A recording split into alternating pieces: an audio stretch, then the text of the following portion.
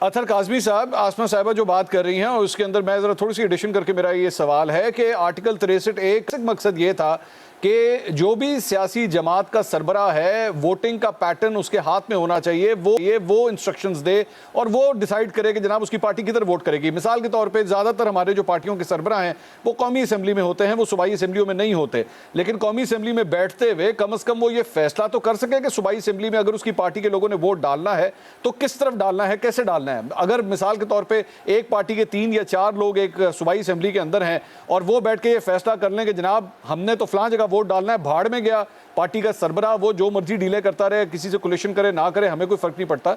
आपके ख्याल में उसकी रूह से क्या ये पार्टी के सरबराह का हक नहीं होना चाहिए कि वो डिक्टेट करे या बताए कि जनाब पार्टी किधर वोट करेगी? जी, एक तो देखें जिस तरह ये मामला सब जुडिस है, मोअज़्ज़िज़ अदालत इसका फैसला करेगी, लेकिन आपने बड़ा इंपॉर्टेंट क्वेश्चन किया, आपने रूह का जिक्र भी किया। देखें यहाँ पे ये है कि ये पहला इलेक्शन नहीं है, ये इलेक्शन का रन ऑफ है, ये उसी इलेक्शन का तसलसल है। पहले आपने जब परवेज इलाही को वोट डाले उस वक्त क्या कोई इस तरह की हिदायत दी गई थी? अचानक क्या हुआ कि जब रन ऑफ होने लगा तो कहा कि वही हमारा जो अपना जमात का कैंडिडेट है, आपने उसको वोट नहीं डालना। दूसरी बात ये है कि पहले जो तनाज़ा ये था कि पीटीआई के लोग किसी दूसरे को वोट डाल रहे थे। यहाँ पे तो एक जमात है, उसका अपना कैंडिडेट है, उन सब ने अपनी जमात के लीडर को वोट डाले। तो क्या आइन की रूह से, लेकिन अतर साहब एक मेरा सवाल, अतर साहब मैं आपकी पॉइंट आ गया, मेरा एक सवाल, सादिक संजरानी को जब चेयरमैन सेनेट बनाया गया था, उस वोटिंग में जब बनाया गया था, उस वोटिंग में पाकिस्तान तहरीक इंसाफ और पाकिस्तान पीपल्स पार्टी इकट्ठे थे, उन्होंने बनाया। बाद में जाके सादिक संजरानी के खिलाफ तहरीक अदम एतमाद आई तो पाकिस्तान पीपल्स पार्टी भी उसका हिस्सा थी। सियासी जमातों के टैक्टिक्स और सियासी जमातों के फैसले तो तब्दील होते रहते हैं। ये वही मतलब परवेज इलाही साहब है जिनको इमरान खान साहब पंजाब का सबसे बड़ा डाकू कहते थे, लेकिन उसे ही अपना सीएम बनाने के लिए भी वो राजी हो गए। सियासी जमातों में तो ये होता रहता है, लेकिन क्या इसकी कोई टाइम लिमिट है कि जनाब आपने एक पहले राउंड से पहले जो फैसला कर लिया वही काउंट होगा, दूसरे और तीसरे राउंड में आप फैसला नहीं तब्दील कर सकते?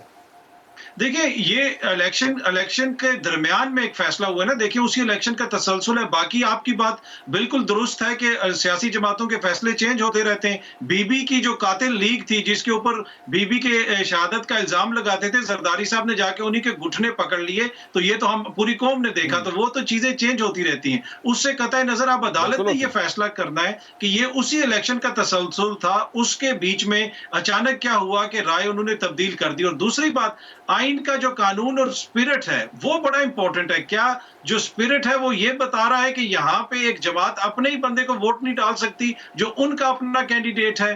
क्या ये भी देखना, ये भी सोचने की चीज है यहाँ पे। तो मेरे ख्याल में ये दो मुख्तलिफ चीजें, अगर आप किसी दूसरी जमात को वोट देंगे, ऑब्वियसली आप अपने पार्टी के लीडर के खिलाफ जा रहे हैं। इस पे अतर साहब, इस पे पॉइंट है, अतर साहब, ये जो पॉइंट है कि जी एक जमात अपने बंदे को वोट नहीं दे सकती, अगर उस एक जमात के अंदर वो एक बंदा अपनी पार्टी के सरबराह से मुनरिफ हो चुका है। मिसाल के तौर पे मैं एग्जांपल दे देता हूं, आज ख्वाजा सलमान रफीक भी पंजाब असेंबली के अंदर हैं, हमजा शहबाज भी हैं। हमजा शहबाज सीएम की स्लॉट के लिए खड़े होते हैं, ख्वाजा सलमान रफीक कहते हैं जी मैं भी आपको कंटेस्ट करूंगा। तो कल को अगर शहबाज शरीफ कहें कि नहीं जनाब सबने वोट हमजा को डालना है, तो आप ये तो नहीं कह सकते देखें जी आपकी अपनी जमात का बंदा था सलमान रफीक, आपने उसे वोट क्यों नहीं डालने दिया। ये तो पार्टी के सरबराह की मर्जी है ना, वो जिसको मर्जी हुक्म दे कि जनाब आपने इसको वोट डालना है। जी, जी, बिल्कुल, जिस तरह मैंने पहले भी अर्ज की कि ये तो अब अदालत ने फैसला करना है, लेकिन ये जो आपने मिसाल दी ना, काश कभी ऐसा हो जाए कि इन 2 खानदानों के बच्चों की गुलामी से हम निकलें और कोई बंदा खड़ा होके कहे कि मैं आपके बच्चे से ज्यादा आयल हूं, मुझे यहाँ पे इलेक्शन लड़ने दो। बहुत सारे दीगर लोग भी इन जमातों में, काश कभी आपकी और मेरी ये ख्वाहिश पूरी हो जाए।